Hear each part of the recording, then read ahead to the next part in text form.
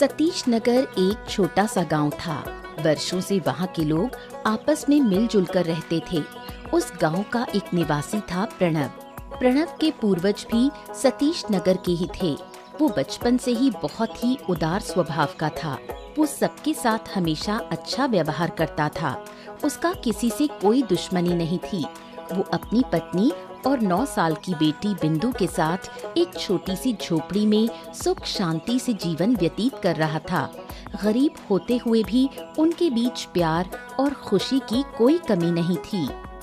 हाँ, ये आस्था, आज कितना अच्छा मौसम है ना। मन तो ऐसा कर रहा है कि घर पर ही रहूं, बढ़िया खाना खाऊं, तुमसे बातें करूं, बिटिया के साथ रहूं और फिर आराम से सो जाऊं। एक दिन की छुट्टी ले लो, मैं कुछ अच्छा बनाऊंगी। सब मिलकर साथ में खाना खाएंगे। अरे मन तो मुझे भी है, लेकिन काम पर गए बिना कोई उपाय ही नहीं है। अभी अभी बिटिया का स्कूल में दाखिला करवाया है। अब काम मन लगाकर करना होगा, ऐसे काम नहीं चलेगा। जब तुम कह रहे हो तो मैं नहीं रोकूंगी, लेकिन कोशिश करना कि आज रात जल्दी घर लौट आओ। हर दिन देर से लौटते हो, साथ में खाना हो ही नहीं पाता। चलो ठीक है, मैं कोशिश करता हूँ कि रात में जल्दी आ जाऊं। चलो आस्था, अब मैं चलता हूँ। और हाँ, शायद दोपहर में मुझे समय ना मिले, तुम जाकर बिंदु को स्कूल से ले आना, ठीक है ना? ठीक है, तुम चिंता मत करो, मैं समय पर जाकर उसे ले आऊंगी।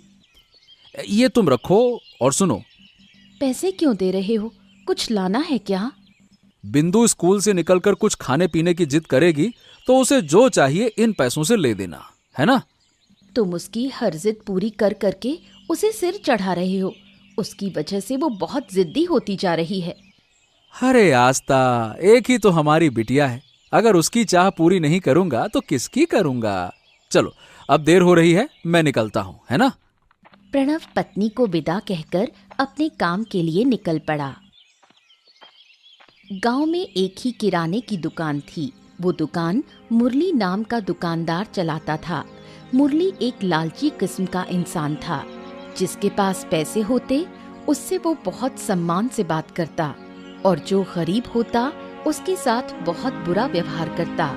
गांव का एक गरीब किसान था आनंद। मुरली हमेशा आनंद से खराब तरीके से ही पेश आता था। हाँ, कैसे हो मुरली? राम राम।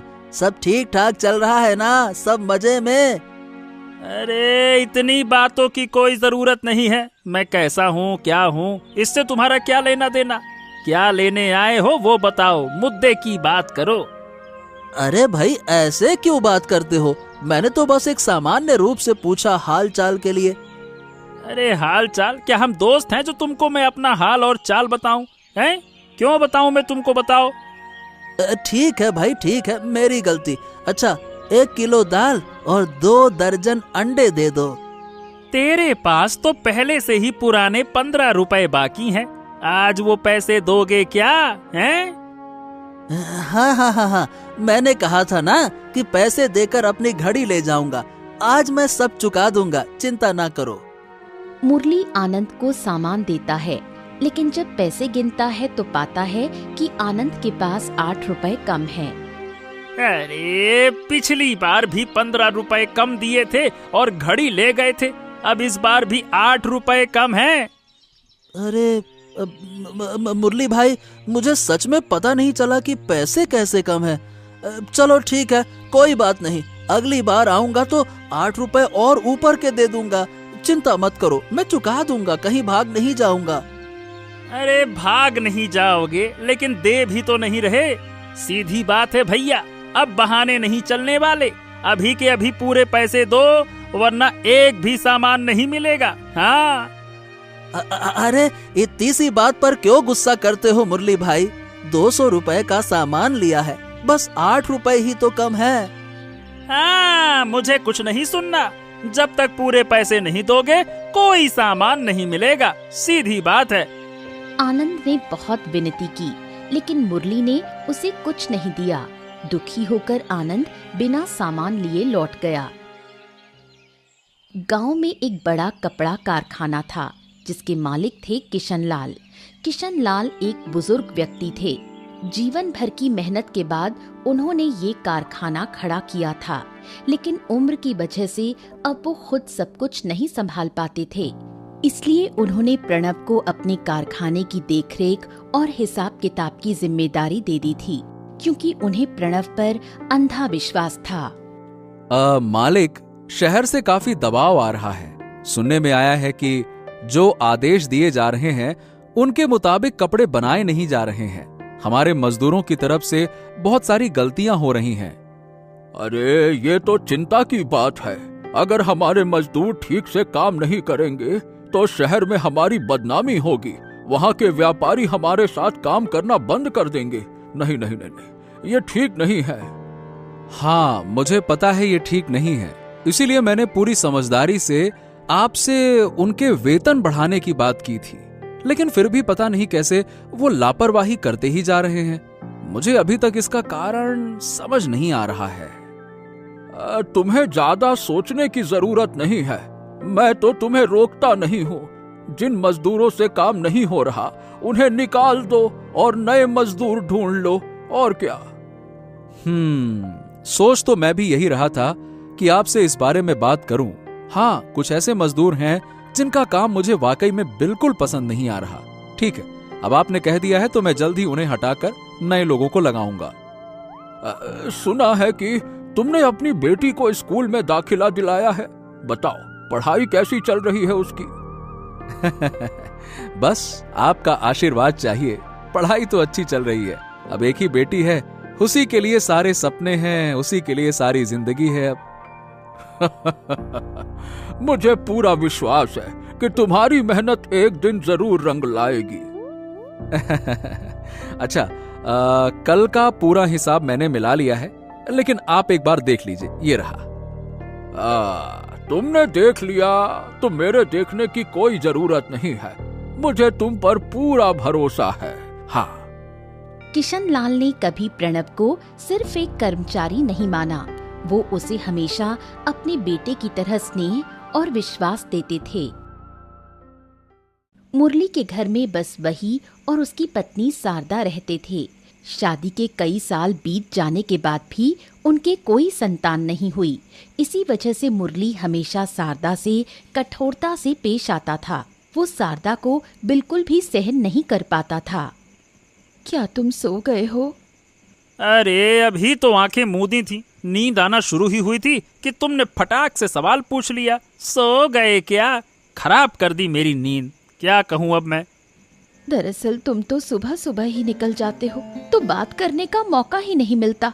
आज बहुत दिन बाद माँ बाबा की बहुत याद आ रही है। अगर तुम इजाजत दो तो मैं कुछ दिन के लिए उनके पास चली जाऊं। अरे ये नखरे क्यों कर रही हो? अगर तुम अपने माँ बाप के पास जाकर बैठ जाओगी तो भाई खाना कौन बनाएगा? क्या चाहती हो कि मैं दिन भर दुकान पे काम करके रात को खुद खाना बनाऊं और घर के काम भी करूं? यही चाहती हो तुम?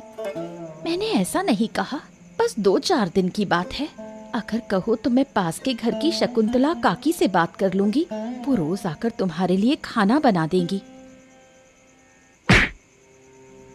क्या मैंने कुछ गलत कहा? तुमने मुझे इतनी जोर से क्यों मारा? अगर शकुंतला काकी यहाँ आकर खाना बनाएंगी तो जो पैसे उस काकी को देना होगा वो क्या तेरा बाप आकर देगा मुझे? हैं? मैं तो बस माँ बाप से मिलने जाना चाहती थी। क्या इसलिए मुझ पर हाथ उठाओगे? 100 बार उठाऊंगा। अरे तुम्हारे माँ बाप के पास जाना तो दूर, तुम इस घर की दहलीज भी पार नहीं कर पाओगी। और अगर दोबारा इस बारे में बात करने आई तो सिर्फ मारूंगा नहीं, टांगे तोड़ दूंगा। बात करती है। बेचारी शारदा रोते हुए दूसरे कमरे में चली जाती है। मुरली फिर से जाकर सो जाता है। इस तरह मुरली के अत्याचार और अन्याय सहते हुए शारदा के दिन कटते रहते हैं। आनंद के पिता का नाम था पीताम्बर। कई साल पहले एक सड़क दुर्घटना में उन्होंने एक पैर खो दिया था। तब से उनका समय 4 दीवारी के भीतर ही कटता था। जब तक आनंद घर पर होता तब तक पीताम्बर का समय आनंद से बातें करके कटता। बाकी समय वो अकेले ही बैठे रहते। भाग्य कितना क्रूर है बेटा। अगर तेरी माँ आज जिंदा होती तो शायद हमारी जिंदगी ऐसी ना होती।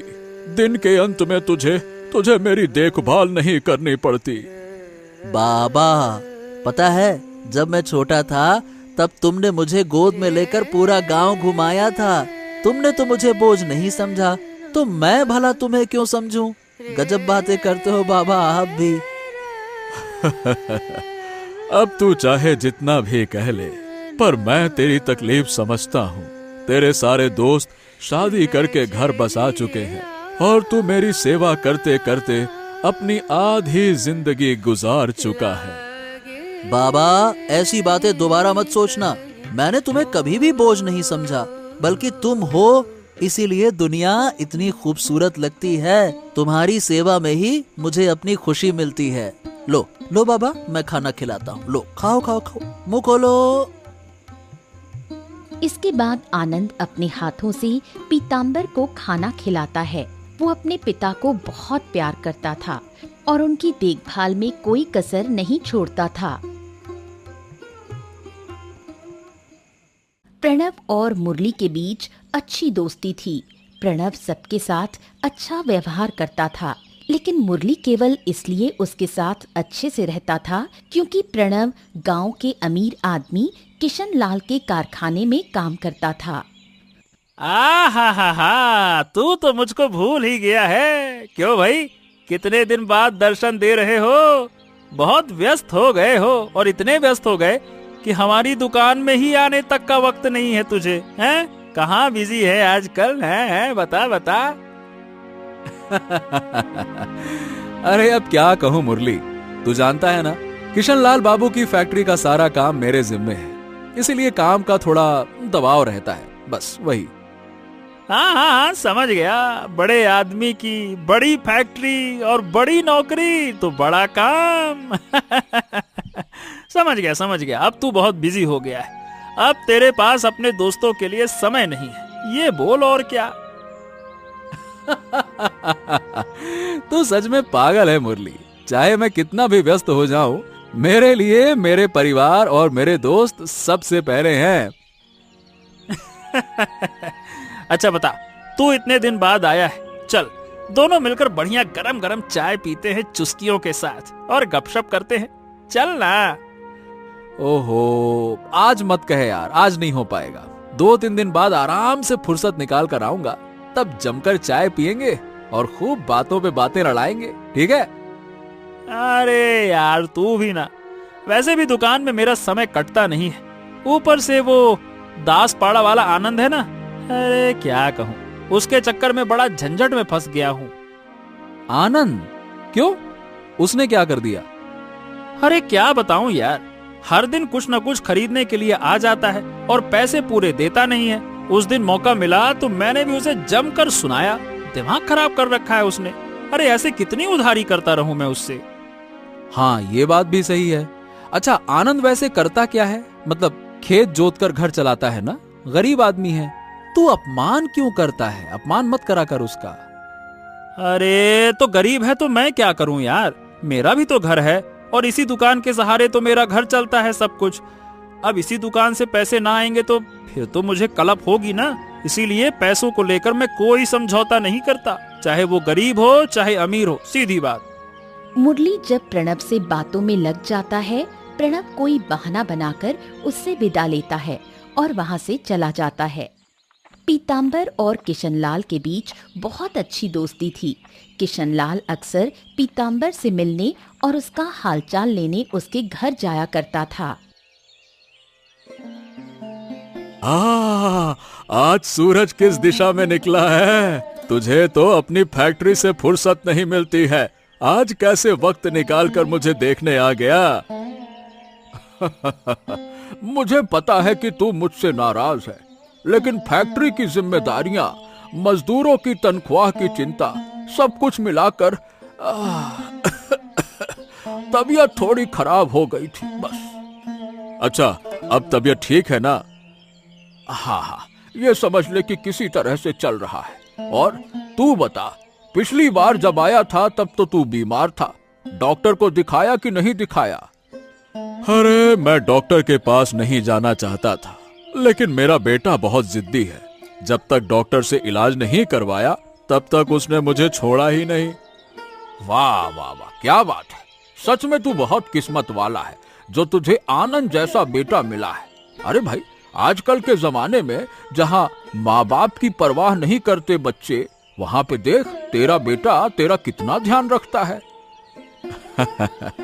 ये बात तो सही है, मेरा बेटा बहुत अच्छा है। मेरी किस्मत तो वाकई में अच्छी है, लेकिन मेरे बेटे की किस्मत खराब है जो उसे मेरे जैसा बाप मिला।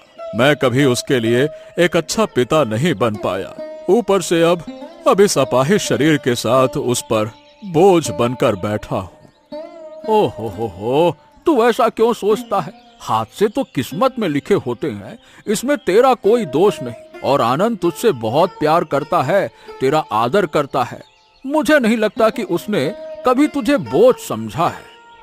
जानता है मित्र, इंसान की जिंदगी का सबसे बुरा पल कौन सा होता है? जब हर पल उसे ये याद दिलाता है कि वो अपने ही बच्चों पर बोझ बन गया है।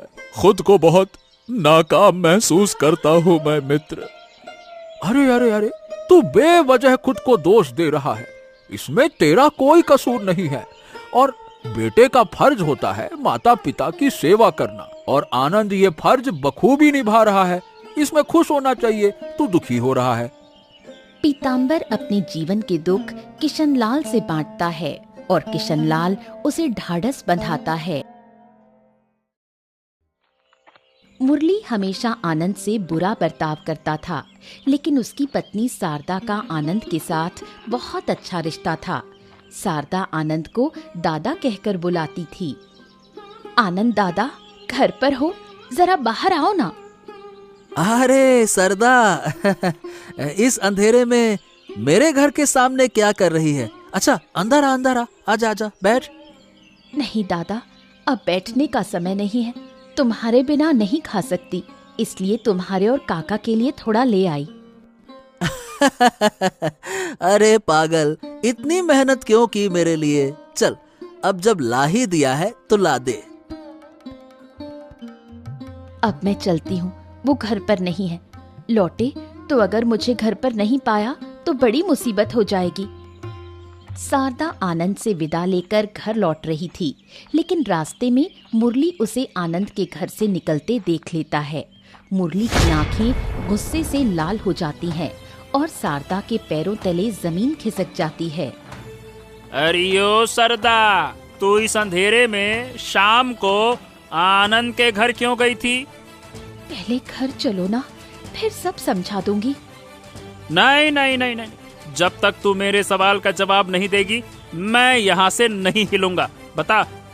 दरअसल वो मुझे अपनी बहन जैसा मानता है। मैंने कुछ पिट्ठे बनाए थे तो सोचा थोड़ा सा आनंद दादा को दे आऊं। अरे तेरी इतनी हिम्मत, तू मेरे नजरों के सामने उस भिखारी से रिश्ता बना रही है। कुलचा कुलटा कहीं की। ऐसा मत बोलो, आनंद दादा बहुत नेक इंसान है, उनके जैसा कोई नहीं। तो अब तू उसकी तरफदारी कर रही है। अरे चल तू घर आ, चल। कुछ दिन बीत जाते हैं। बारिश का मौसम शुरू हो चुका है। जोरों की बारिश के कारण प्रणव काम पर नहीं जा पा रहा था।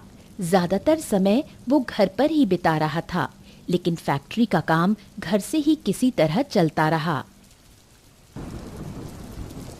इस मेघा वाले दिन में अकेले घर में मन नहीं लगता, मेघा बरसे मेघा, ओ मेघा।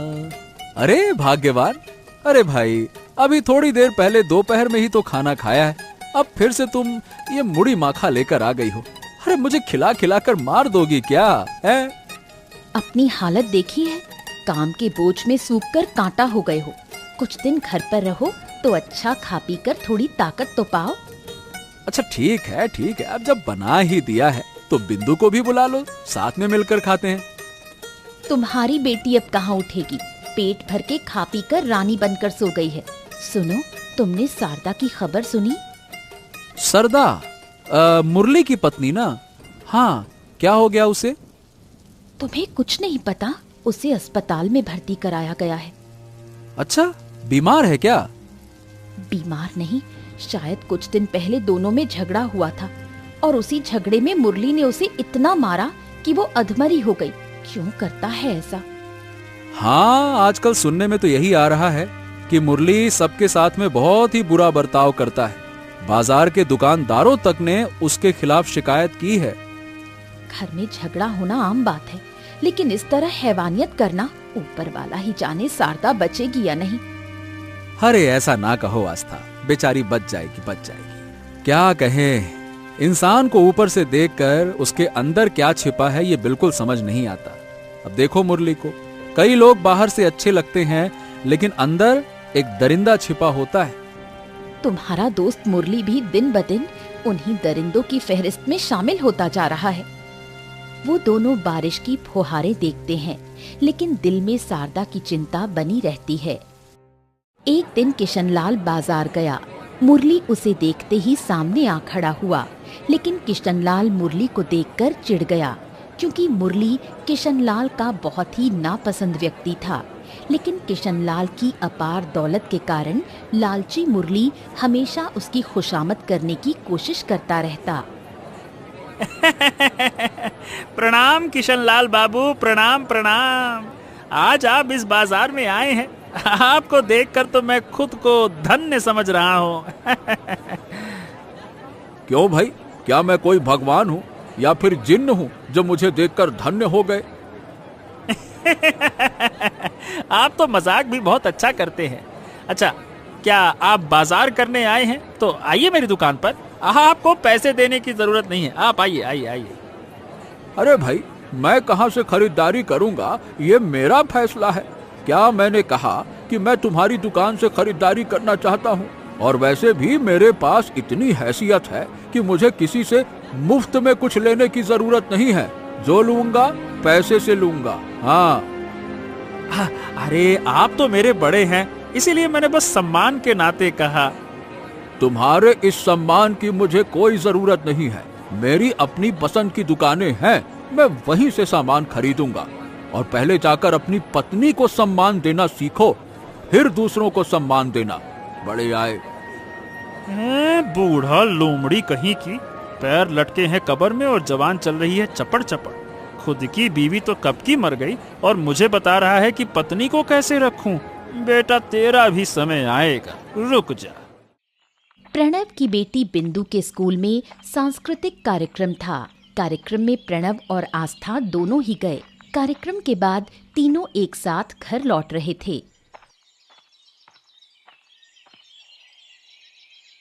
हम तो पढ़ाई नहीं कर पाए, लेकिन आज अपनी बेटी के बहाने स्कूल की कुछ खुशियां देख पाए।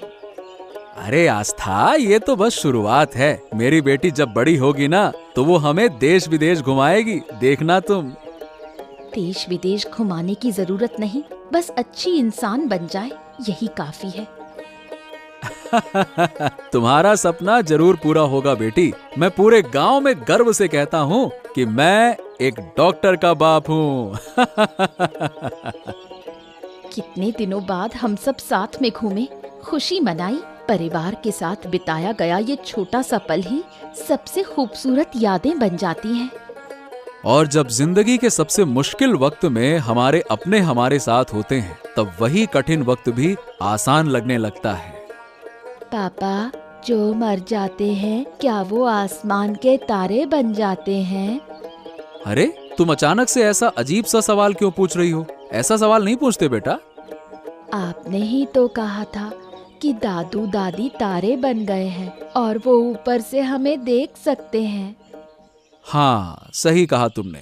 वो हमें जरूर देखते हैं, हम जो बोलते हैं वो सुन भी सकते हैं। तो अगर मैं कभी तारा बन जाऊं तो मैं भी आपको ऊपर से देखूंगी, है ना? छी बिंदु, ये कैसी बातें कर रही हो? तुम्हारे सामने तो पूरी जिंदगी पड़ी है, फिर कभी ऐसी बात मत कहना। मुझे नहीं पता क्यों ये बात अचानक दिमाग में आ गई, माफ कर दो, अब मैं कभी ऐसा नहीं कहूंगी। आस्था और प्रणव दोनों ही बिंदु की बात सुनकर डर जाते हैं, लेकिन फिर भी बात को सामान्य तरीके से टाल देते हैं। मुरली की तरह ही एक और बेईमान व्यापारी था भानु। वो बहुत लालची और चालाक था। पहले भी कई बार उसे मिलावटी खाद्य सामग्री बेचने के जुर्म में जेल जाना पड़ा था, लेकिन फिर भी उसने अपने गलत काम बंद नहीं किए। भानु और मुरली में गहरी दोस्ती थी, इसलिए भानु ने मुरली को सलाह दी कि वो अपनी दुकान की सब्जियों और खाद्य सामग्री में हानिकारक दवाइयाँ मिलाया करे। मेरी बात सुन, तू जो काम बता रहा है वो बहुत खतरनाक है। तू खुद कुछ दिन पहले इसी चक्कर में पुलिस के हाथों पकड़ा गया था। अगर मुझे भी थाने जाना पड़ा तो मेरी तो सारी इज्जत चली जाएगी, समझ रहा है ना? अरे मैं तुझे कब से क्या समझा रहा हूँ, तू कुछ समझ ही नहीं रहा। हाँ, मैं जेल गया था, लेकिन सिर्फ 3 दिन में छूट के भी तो आ गया। पैसा खिलाया, पुलिस ने मुझे निर्दोष घोषित कर दिया, हो गया। ओहो, सब ठीक है, लेकिन अगर कोई बड़ा हादसा हो गया तो? अरे कुछ नहीं होगा, मैं हूं ना तेरे साथ। उल्टा अगर तू मेरी दी हुई दवा सब्जी में मिलाएगा तो सब्जी जल्दी उगेगी और स्वादिष्ट भी लगेगी। बिक्री इतनी बढ़ेगी कि तू देखते ही देखते लाखों कमा लेगा, लाखों। और जब पैसा आता है तो सब हो जाता है। वैसे तेरी बातें सुनकर दिल खुश तो हो गया। अब तू तो जानता ही है कि मैं पैसों के लिए कितना पागल हूँ। हाँ, लेकिन मन के कोने में कहीं एक डर भी है। अगर कहीं कोई मुसीबत आई तो तू मेरा साथ तो देगा ना? हाँ बिल्कुल दूंगा भाई, बिल्कुल। ये भी कोई कहने वाली बात है? तू बस मेरी बात मान ले। अगर तुझे कोई फायदा नहीं हुआ तो मैं अपनी दुकान ही बंद कर दूंगा। ले, मैंने जबान दे दी, अब बोल। धीरे धीरे मुरली भी भानु जैसा ही चालाक बन गया। वो रोजाना अपनी सब्जियों और खाद्य सामग्री में हानिकारक दवाएं मिलाने लगा ताकि उनका स्वाद और तेजी से बढ़े। जैसा भानु ने कहा था वैसा ही हुआ। मुरली की दुकान पर ग्राहकों की भीड़ लगने लगी। एक तरफ मुरली मिलावटी खाने का सामान बेचकर खूब पैसा कमा रहा था, दूसरी तरफ उसी मिलावटी खाने से गांव के छोटे बड़े कई लोग बीमार पड़ने लगे थे। उन्हीं में से एक था पीताम्बर। अचानक उसके पेट में जबरदस्त दर्द हुआ और फिर धीरे धीरे उसकी तबीयत बिगड़ने लगी। बहुत इलाज करवाने के बाद भी वो ठीक न हो पाया। अपने प्रिय दोस्त की तबीयत की खबर पाकर किशनलाल उसे देखने दौड़ा चला आया। अरे ये अचानक से गांव में पता नहीं कौन सी महामारी फैल गई है, कुछ समझ नहीं आ रहा है। अस्पतालों में एक भी जगह खाली नहीं है। बच्चों से लेकर बूढ़े तक सबको पेट की भयंकर समस्या हो रही है। कोई डॉक्टर नहीं छोड़ा, कितनी कोशिश की, लेकिन पापा की हालत में कोई सुधार ही नहीं हो रहा। कई दिनों से ठीक से खाना भी नहीं खा पा रहे हैं बेचारे। हाँ भाई, अब तो खाने पीने में बहुत सावधानी बरतनी होगी। पेट की बीमारी शायद खाने से ही हो रही है, मुझे तो यही लग रहा है। हाँ, मुझे भी यही लग रहा है कि मेरे दिन अब पूरे हो गए हैं। अब मेरे पास ज्यादा समय नहीं है, तुम लोग मुझसे विदा ले लो। अरे अरे अरे अरे, ऐसी बातें मत कर भाई। मैं और आनंद तुझे कोलकाता लेकर चलेंगे, वहाँ तुझे और अच्छे डॉक्टर से दिखाएंगे, इलाज करवाएंगे। मैं डॉक्टर से भी बात कर चुका हूँ, लेकिन उन्होंने कहा है कि पापा की जो हालत है उसमें शहर जाकर भी ज्यादा उम्मीद नहीं है। हाँ, किशन, तुझसे मेरी एक छोटी सी विनती है। अरे विनती क्यों, तू तो बस बोल बोल, तुझे क्या चाहिए, बोल। अगर मैं इस दुनिया में ना रहूं तो आनंद की जिम्मेदारी मैं तुझे सौंपता हूँ। तो उसे एक पिता की तरह संभालना, यही मेरा तुझसे आखिरी अनुरोध है।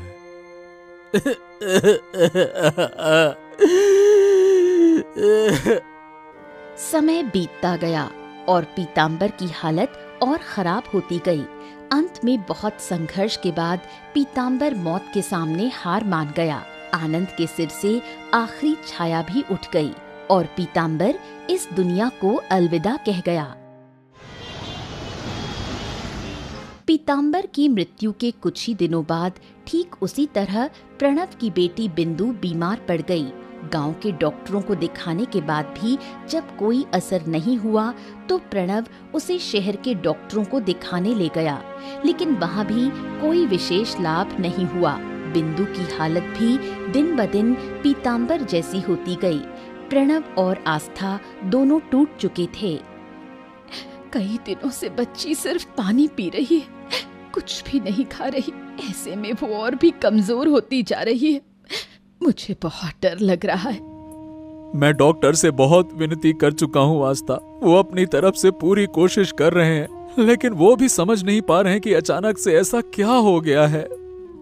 जैसे कोई नया अभिशाप आ गया है हमारे जीवन में। अब हम क्या करेंगे? आस्था शांत हो जाओ, ऊपर वाले पर भरोसा रखो। इतनी आसानी से हार नहीं मान सकते हैं। मैं अपनी पूरी जान लगा दूंगा, लेकिन अपनी बेटी को ठीक करके रहूंगा, चाहे कुछ भी हो जाए। मैं ऐसे नहीं जाने दूंगा।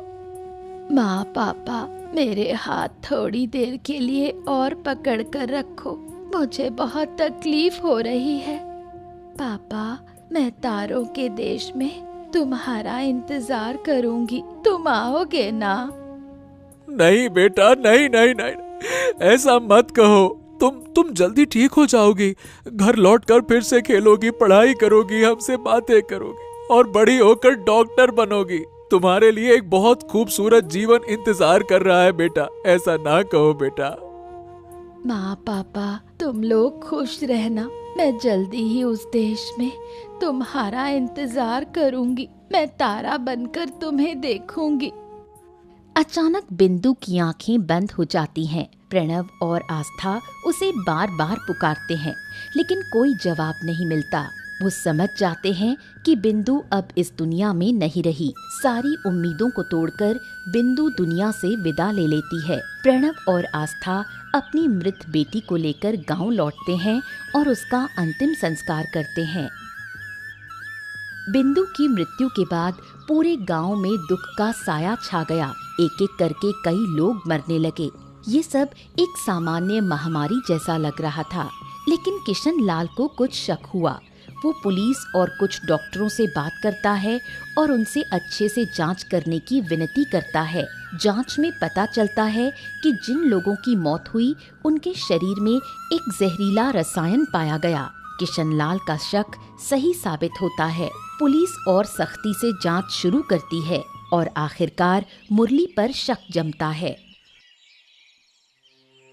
मुरली बुरा हो सकता है, लेकिन इतना घिनौना काम करेगा ये तो मुझे भी नहीं लगता।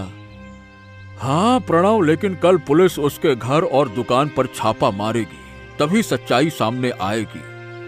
अगर सच में उसने ऐसा कुछ किया है तो जो सजा उसे मिलेगी वो भी कम होगी।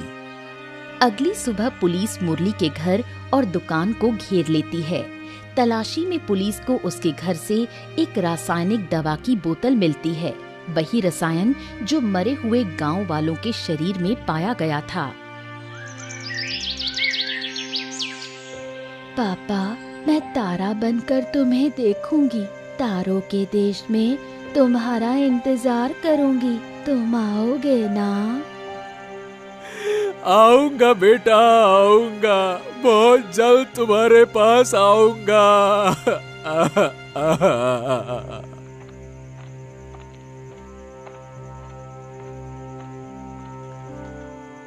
प्रणव भाई, हम लोग कभी अच्छे दोस्त नहीं थे, लेकिन मैं तुम्हारा दर्द समझ सकता हूँ। मैंने भी अपने पापा को खोया है।